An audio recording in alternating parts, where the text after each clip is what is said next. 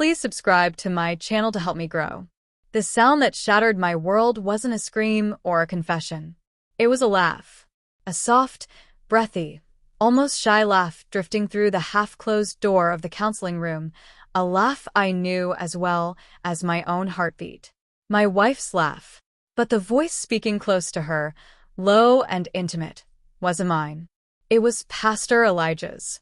I froze in the corridor, my palms damp, the carpet under my shoes suddenly too soft, as if the whole building were cushioning a blow it knew I wasn't ready for. Their murmured voices braided together, barely above whispers, but intimate in a way that stabbed straight into my ribs. "We need to stop meeting like this," my wife murmured, her tone trembling with a mix of affection and fear. My breath left me in a quiet, violent exhale. "No one suspects a thing," he whispered back. "They think you're here for guidance." A sickening warmth crawled up my neck. Guidance. Godly counsel. Trust. Every word felt like a blade. I didn't burst through the door. I didn't shout. I walked away in silence, the world swimming, my throat closing, my heart pounding so painfully I wondered if grief alone could kill a person. All week, denial clawed for space inside me. Maybe I misheard. Maybe it wasn't what it sounded like. Maybe stress twisted their words. But then she came home late again. And again. And Pastor Elijah's sermons grew oddly radiant, as though he carried a secret joy he believed God himself had blessed. I spent nights staring at the ceiling, fighting confusion, anger, guilt that maybe I'd failed her, guilt that maybe this was punishment for all the times I'd been emotionally distant or tired or distracted. But Sunday morning destroyed any lingering hope. As we entered the church, Pastor Elijah's wife, Miriam, stopped me near the back pew. Her eyes were red, swollen, trembling with a pain that mirrored my own. "Can we talk after service?" she whispered. My stomach dropped. "You know." Her voice cracked. "I found messages."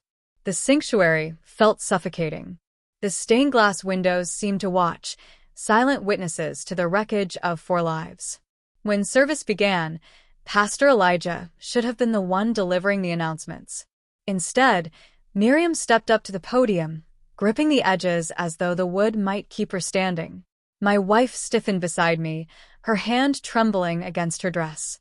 Miriam cleared her throat, her voice shaking but strong enough to echo through the hall. "Before we begin today's message, I need to speak as a wife, not as a pastor's spouse." The air thickened. People leaned forward, sensing something breaking. "I believe my husband was faithful," she continued, "until I discovered he's been having an affair." Gasps rippled across the pews. My wife's breath hitched violently.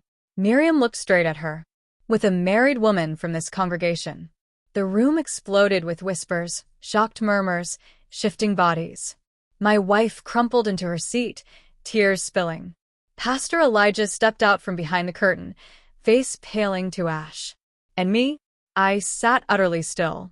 A hollow, echoing calm filled me.